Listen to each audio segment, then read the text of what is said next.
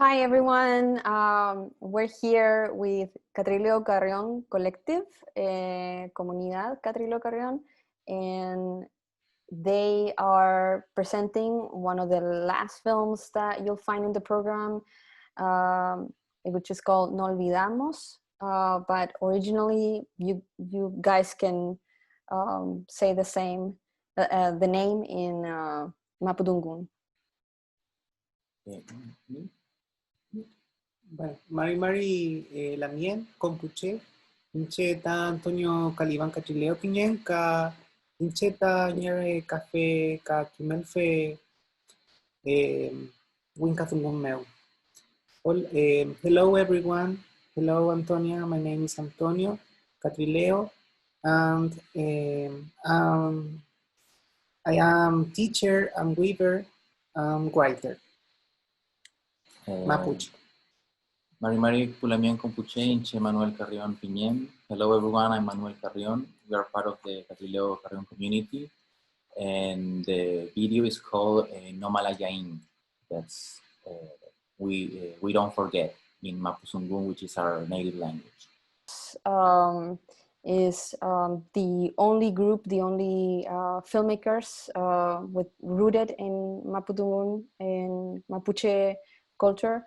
And it was really exciting to be able to have you in the program, because I think one thing that it's important that people know is that the presence of Mapuche culture in Chile is extremely important, extremely relevant to also understand everything that's going on in Chile right now and everything that's been going on for 400 years of history. And so I think having you present in the program is also a way to open, even though your film is so short, 3 minutes, but it's a way to open interest of people to get to know this history that's so important for Chileans to learn, and not only for Chileans to learn, but also for the world to get to know. A lot of the times, these voices are erased and have been erased for such a long time, and it's something that the government continues to do. And so I think having the Catrileo Carrion community as part of the program is extremely important. And so I would like to know a little bit about We Don't Forget, and how did you create this piece, and why did you also decided to make this piece the way it is? Well, the film or that piece is part of a longer project, an ongoing project. I must say that we, as a community, we are 5 people the 5 of us, we are indigenous, and we are not heterosexual people. We are like a queer indigenous community. And among us, we share videos. We're always like looking up videos online, sharing about the news in the 90s, the 80s, trying to look at how did and does the TV or the media portrays like not only Mapuche people, indigeneity, like indigenous people in general. And we started to develop this idea about that there is a relationship, or this thesis, or this, I don't know, intuition, that there's a relationship between state violence and indigenous representation. Like it's the more represented we are, it's at the moments where there's more violence towards our communities. So we found, I don't know who found it, I think Antonio found this archive online, which is from Alamien. She's the sister of a fallen Huaychafe, a fallen warrior, a fallen fighter, Matías Catrileo. And in that little like small piece of like audio and video, we found like an issue. The issue is the nation state, the violence that the nation state as someone who not only took your territory, but also is policing you and is murdering you, basically. So assassinating you. So we also thought about your program, your invitation, and what could we say in that program that could be a different perspective. Also looking at what happened in Chile during October of last year. So we wanted to interpolate, to question, like you said, Chileanity or the Chilean people. We're also Chilean by documents, but we choose to name ourselves from our indigenous roots or indigenous knowledge or memories. Exactly. So yeah, I think it's those two things. There's like this project, but also we wanted it to function specifically for this program, because we felt like it was something, like you said, really important to have in mind. And it's interesting that you talk about memory, and the way that we live indigeneity in Chile is that they make us forget that actually those are our roots, and those are the roots of many Chileans. Many Chileans are mestizos and have this heritage, but the work of different governments and has been to oppress those memories, to repress those memories, to erase those memories. And it's also very interesting when you talk about what you said earlier, is that you're not only talking about Mapuche and indigeneity, but also you're coming from a queer perspective of it.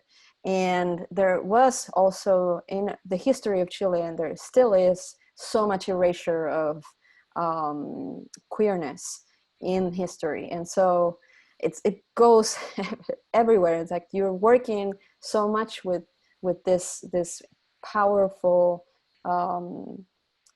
container of memories that many times we just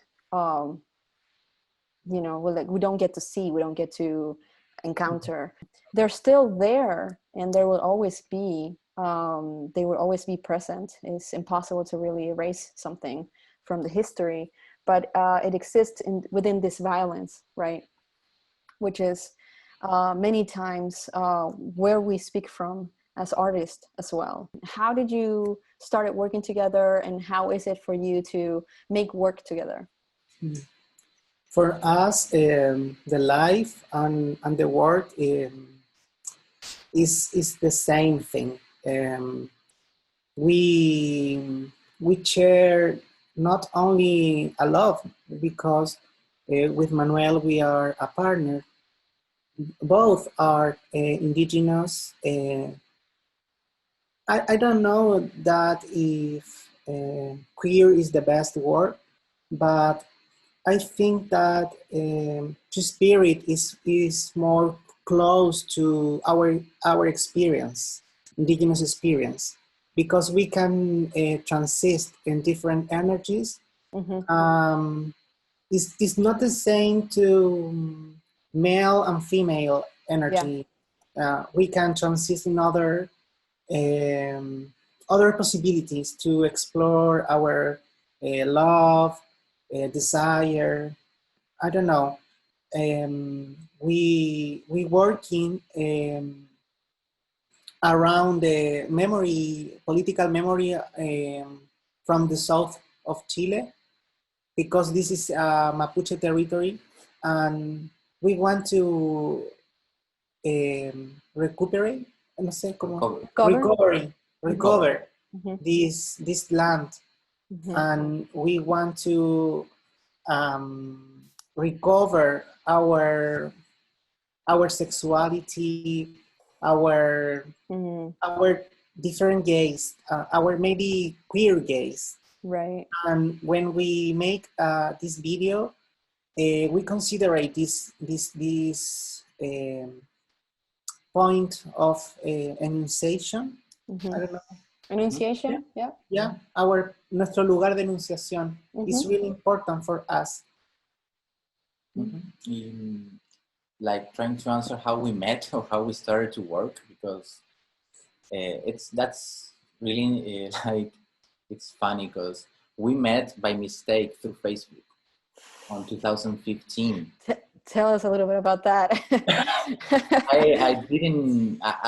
I never liked, I still don't like social media that much. So I made this Facebook. I was single.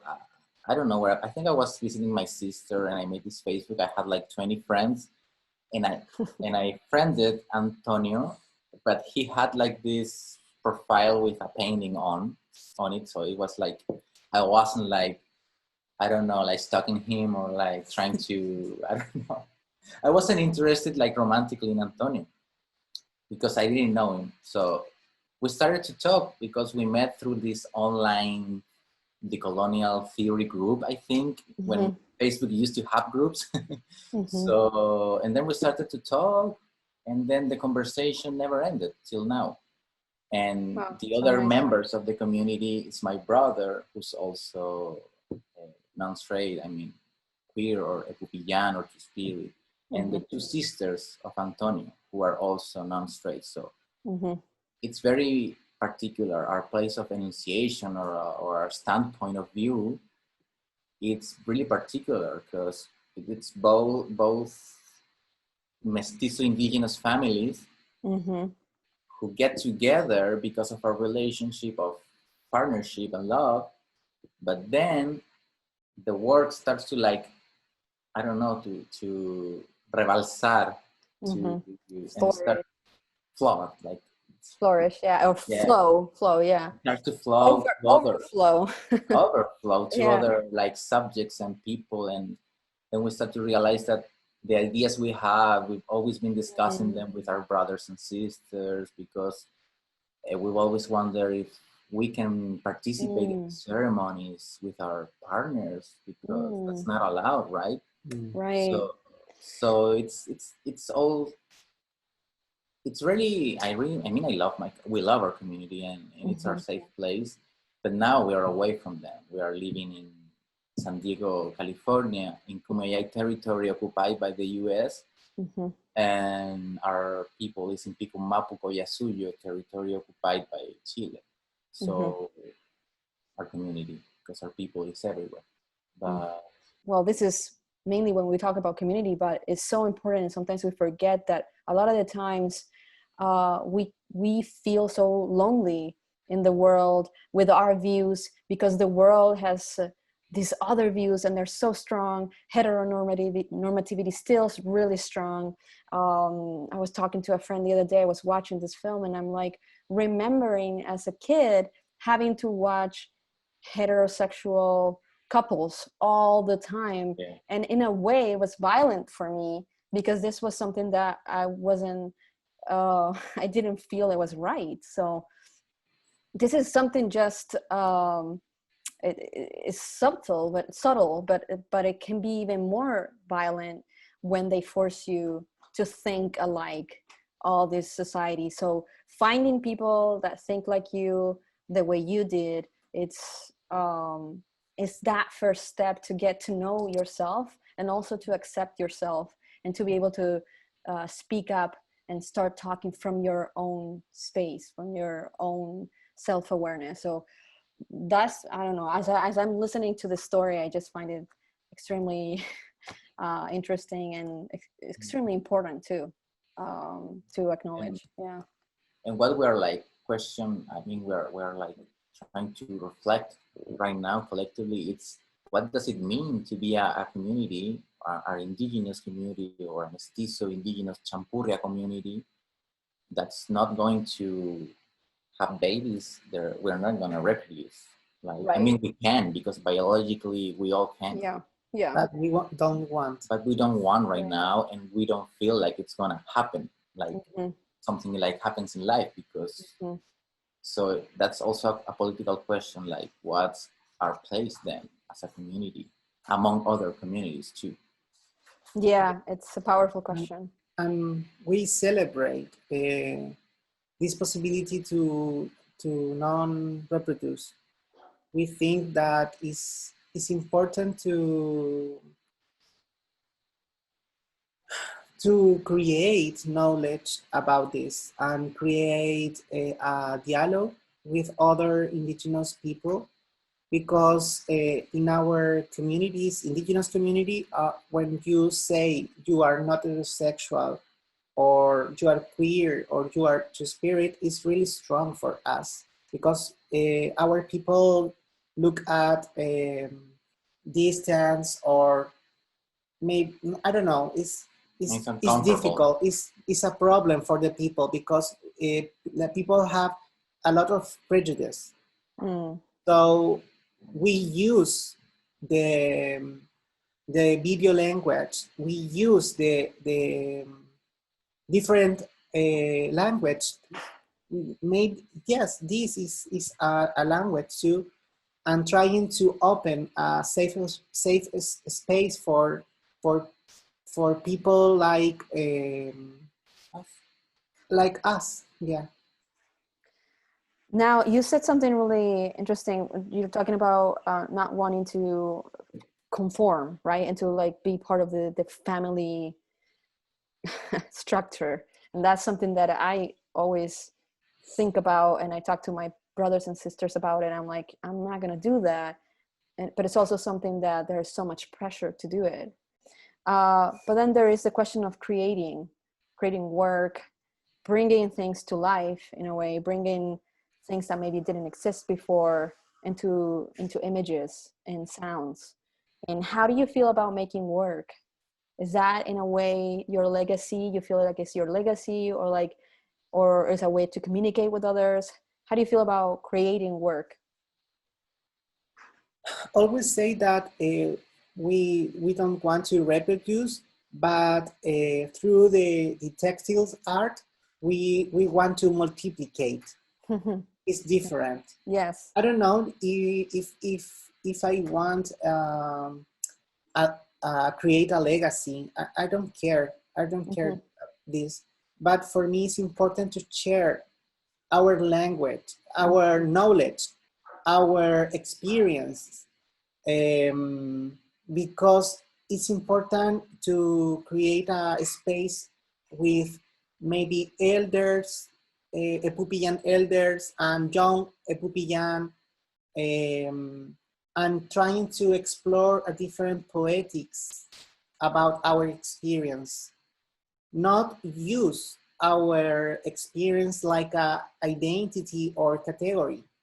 We make a open question about how the political identities don't interrogate the colonial situation.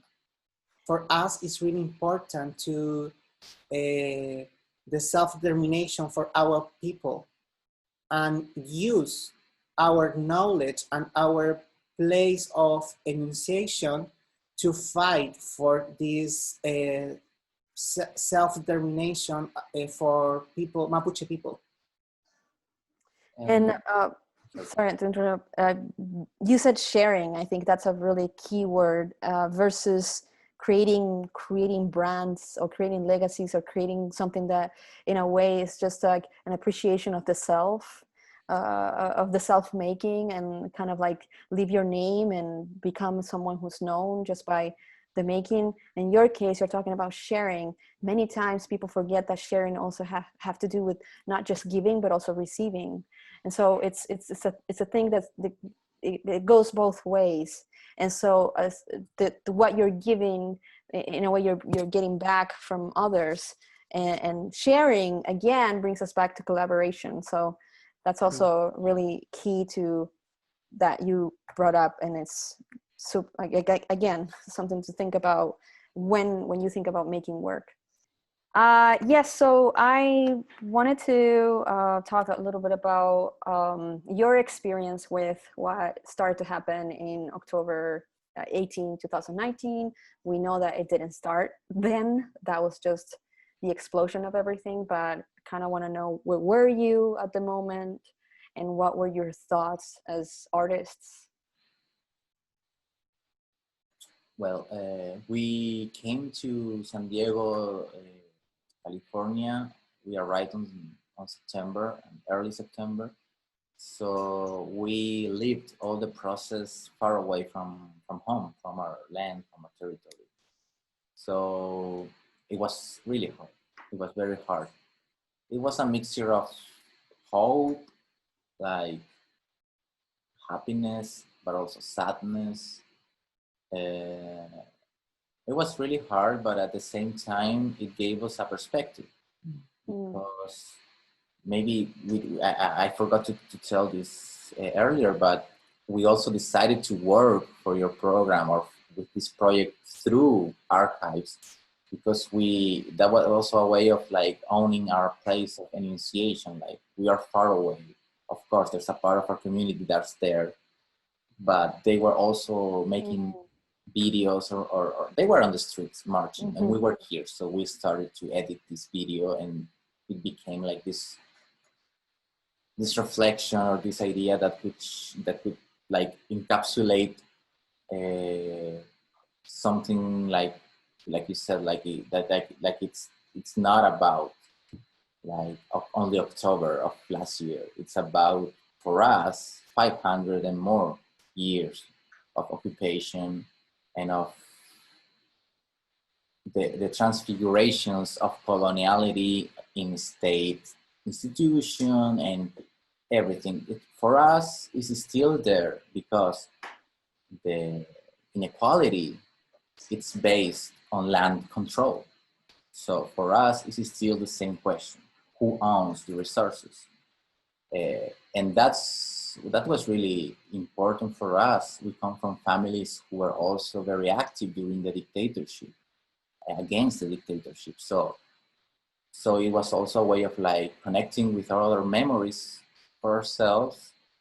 And I guess that what I would add is that it was really also important to see the Mapuche flags and also the Wenufoye everywhere in the streets of the different like cities of Picumapo, which is the north of Palmapu.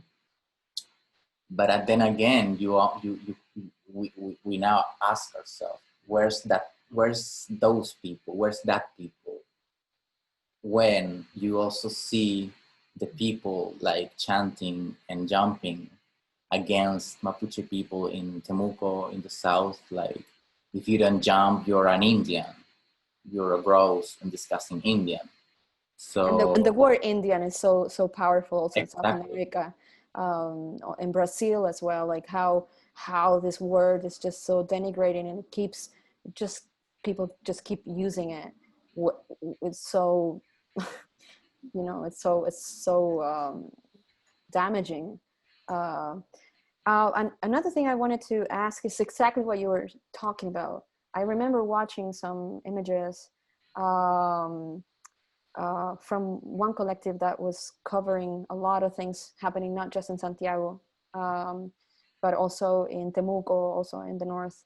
And I saw some really powerful images of Mapuche people in Temuco with flags in the street, but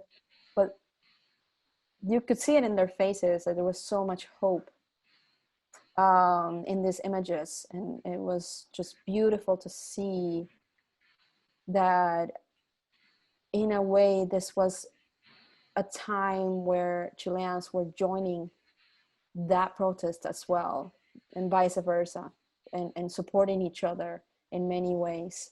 How did you feel about that? Were you able to see some of those images? Yeah, we saw a lot of images. We were really invested on seeing how this played out, like how this collaboration between different peoples, because it's not only the Mapuche people, the Diaguitas, the Changos, the Chelkna, I'm forgetting a lot, I'm sorry, the Koya, the Quechua, Aymara, and others who are not recognized by the state. They're also there, like they were all also there, like fighting for things to change. But of course, what you're saying is also true. Mapuche culture and Mapuche iconography is really strong, and at least it was really strong during the protests. Now we are on quarantine, we're on lockdown, so it's different the way we live the protest, I think. But we were also like questioning, is this like appropriation? What is this, right? And we don't like to be gatekeepers. We don't believe in that. And we think that if you want to connect with your indigeneity or with certain nation, like the Mapuche nation, if that bond, you don't want that bond to be like extractivist or you don't want it to be like something like appropriating another culture, then you have to question your own place, your own indigeneity, or your own whiteness, or your own blackness, or you have to look at yourself and try not to find the truth, the biological truth about your blood, because we don't believe in that. But it's what you're going to do with what you are given. Like, if you recognize yourself as a white settler person, are you willing to give up to your privileges, particularly land, to start building a new country or a new nation, right? So for us, we were happy to see everywhere the icons, the flags, the images. But again, I'm bitter right now. I'm a bit bitter because we're dying. We're dying of hunger strike, a dry hunger strike. And where's that people that were chanting and asking for a new country? That's something really, like, you bring up this point about performance protests, right? Yeah. Protest performances, and a lot of people who are part of the Black Lives Matter movement here in the U.S. are also questioning a lot of white people just performing protest or performing some kind of alliance and support. And they're really calling people to exactly the same that you said. It's like, are you willing to have this change? Are you willing to give up your privilege? Are you willing for a change, for a big change?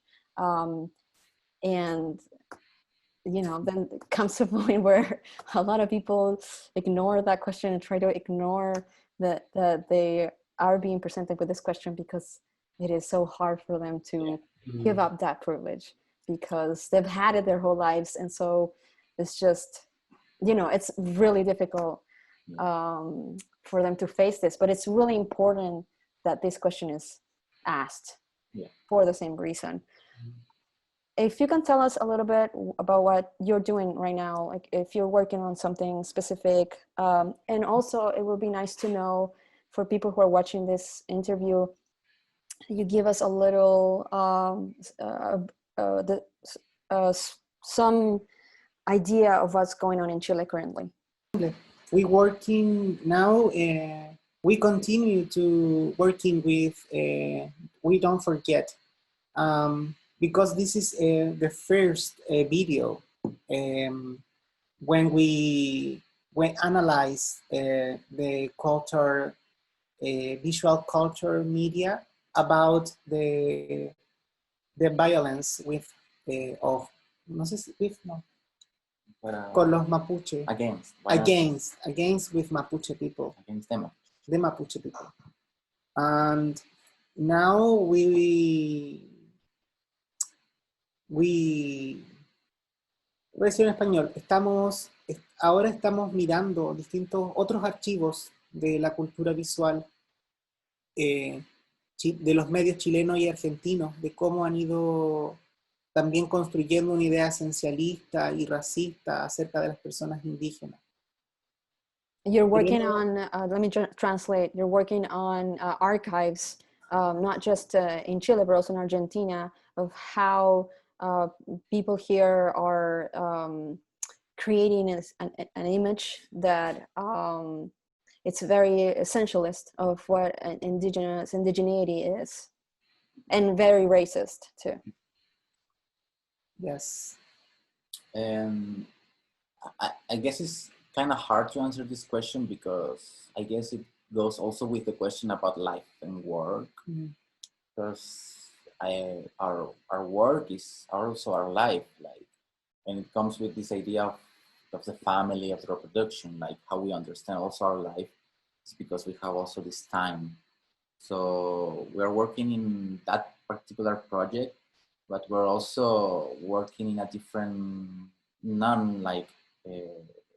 not necessarily video projects, but we're writing, we are seminars. We just finished a seminar that we gave. It was about our work, and we are participating in a couple of things.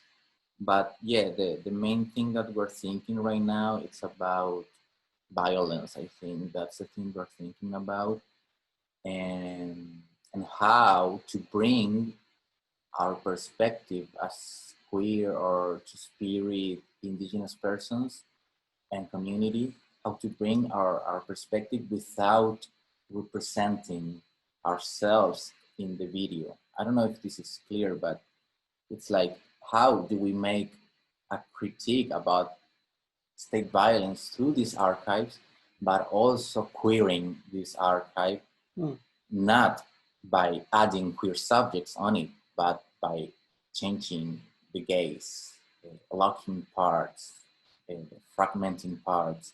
And that's why also we work with the video like it's a surface. Like the video for us is a territory that we start to recuperate too. Yeah, I can't wait to see that. Especially because I believe that in order to queer something, or this idea of queering the map, right?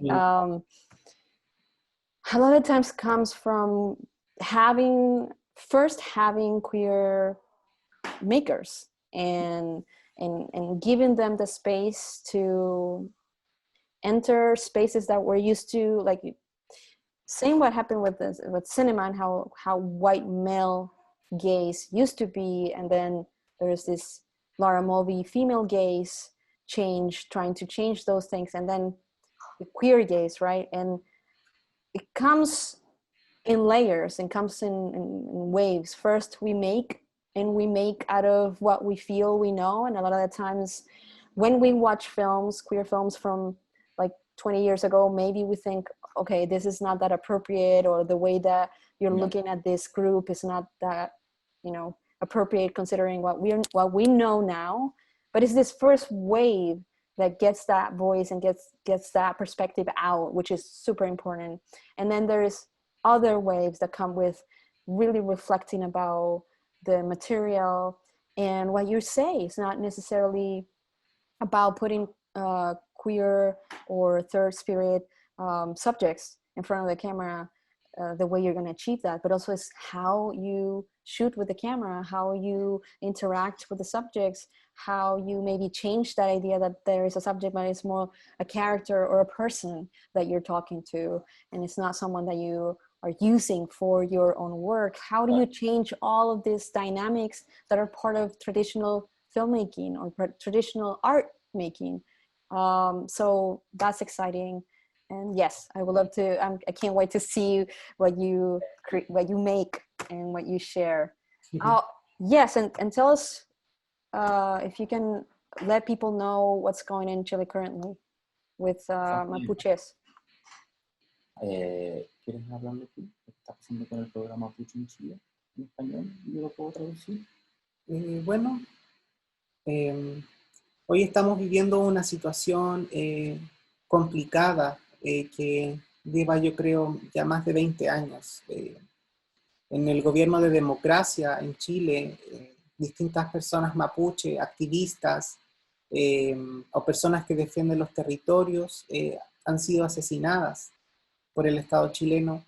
Y hoy en día tenemos también una serie de presos políticos, incluido dentro de esta serie de presos políticos tenemos una autoridad espiritual que es un machi. Today in Chile we have an ongoing issue or what is called the Mapuche Chilean struggle, or we should say Mapuche Argentinian and Chilean struggle. It's been more than 20 years since during the democracy government that a lot of activists, not only Mapuche, but mainly Mapuche, have disappeared. And right now we are in a crisis. There's a spiritual authority locked. He's in jail, Machi Celestino Córdoba. Y para nosotros es fuerte, es muy... Nos duele que tener una autoridad espiritual que es un machi encarcelada, porque también hasta el siglo XVIII las personas que eran machi, también muchas de esas personas eran epupillán o eran queer o eran two-spirit. Entonces también para nosotros darnos cuenta de que todavía el Estado chileno criminaliza estas formas de entender el mundo, nos preocupa, pero también nos hace seguir tratando de, a través de los lenguajes del arte, poder denunciar o poder por lo menos hacer una pregunta abierta sobre estos temas. This is really hurtful for us because we feel the pain because during the 18th century in Chile, machis, these spiritual authorities and political authorities were chased because a lot of them were also epupillán or queer or two-spirit. I mean, these categories are maybe not the more adequate ones, but so we feel connected with this, not only in a political but also spiritual level. Yeah, so we connect with Machi Celestino and all other spiritual authorities being locked down, because we also worry about what does that mean for us and our communities if we're still being chased, not only for racist reasons, but also other reasons too. So I guess the idea is that this is different like layers or intersections. I don't know what's the best image of violences. So you have a film about two-spirit, which is probably one of my favorite films I've seen of you. And it's a film I want to program eventually in screening here. Could you tell us, to close this, because we have to wrap up soon, but could you tell us your experience learning about two-spirit here, and having that knowledge, being Mapuche and Epupillán, and like coming to the US and to native land and Native American land, and finding the two-spirit and how they both compare and how they both connect as well? When we arrive in September, we have the opportunity to go, I don't know, to go to Oakland, north of Carolina, North California, and we invite for Calpulli two-spirit. Calpulli is a community in Nahuatl. A Nahuatl community make a two-spirit ceremony for your people. Ellos nos hicieron una invitación, la comunidad de Calpulli Nahuatl y Mexica nos invitaron como representando a la nación mapuche. Ahí pudimos conocer a distintas personas two-spirit de distintos pueblos indígenas y nos dimos cuenta de que había una historia común. Si bien son distintos lugares, había algo en común. You want me to translate? Yeah. We were invited when we arrived to Oakland by a Lamien, a Mapuche Lamien, to this ceremony. And what we knew is that this was a two-spirit ceremony that was going to be held in a place that was occupied by a lot of indigenous people and by the Black Farm collective in Berkeley. So we went there and we met a lot of two-spirit elders and two-spirit people. So that was our first encounter with our body, with them. But Antonio wrote a book and he didn't say this. I thought he was gonna say it. He's too humble. He wrote a book about this in Wow. with Peruan Editores in 2019.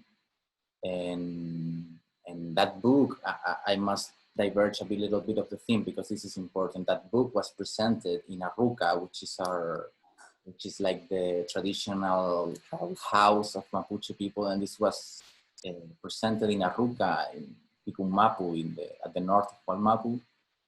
And now that Ruca allows and supports queer indigenous people. Wow, They amazing. said that because of this book, they realized, and after that book, like 7 or 8 people, natives, came out.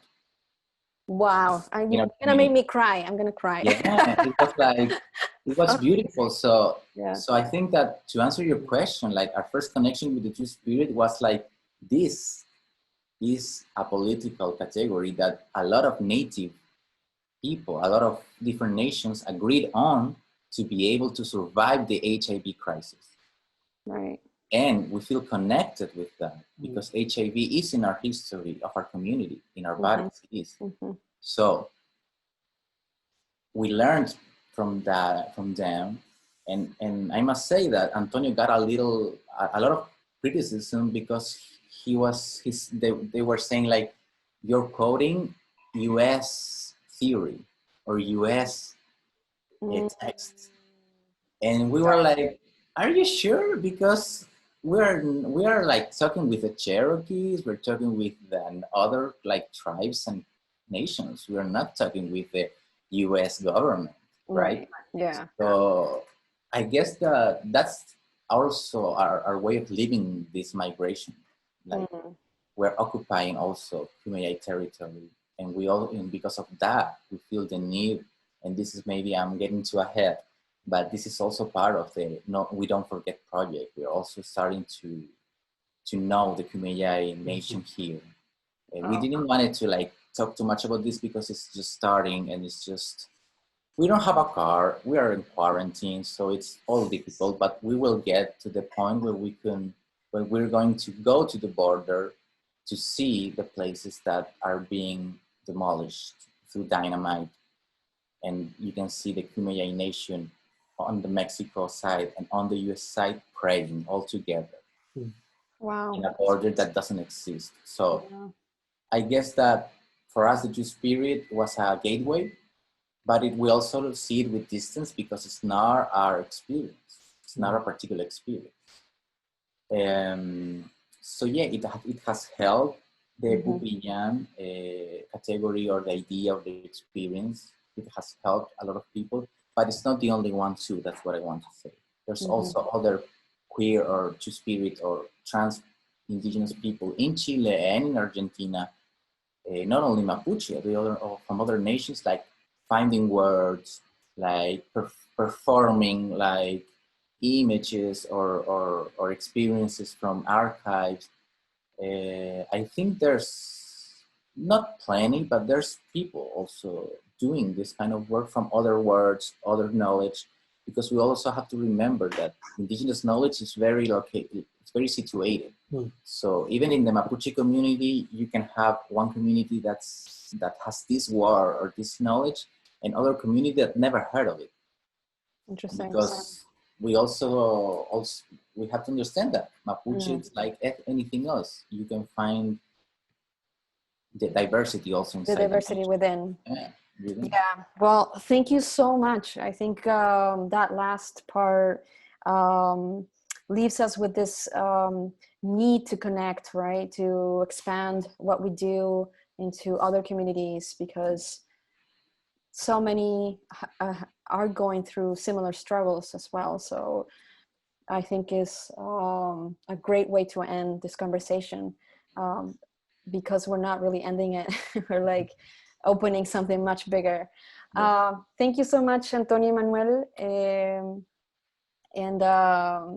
Yeah, I mean, I'm really thankful for having met you, both of you, and hopefully we can continue to collaborate in the future. Yeah. Entre manyum tu faci oyegun no chantam cinta rumea jukulen ka manyum kalen we are so happy and grateful for this affective or affectionate conversation. Thank you. Yeah, thank you so much. It was really nice seeing you, and also we're also excited to keep working with you. And yeah. Yeah, Thanks. and invite people to watch the People's Revolt. Yeah, of course. Yes. Yeah.